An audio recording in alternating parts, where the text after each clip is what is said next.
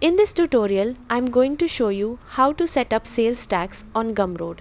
First, open Gumroad in your browser and sign in to your account. Once you are inside your dashboard, you will see all the sections for managing your store, such as products, sales, analytics, and settings. Now, to learn how sales tax works on Gumroad, go to the Help Center from the left side of the dashboard. Inside the Help Center search bar, search for sales tax or fees. This will open the official articles related to taxes, VAT, GST, and Gumroad fees. On Gumroad, sales taxes are usually handled automatically depending on the customer's country or region.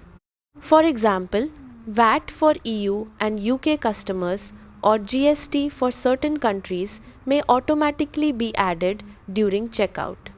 You can open the tax articles to learn more about how Gumroad collects and processes taxes for different locations.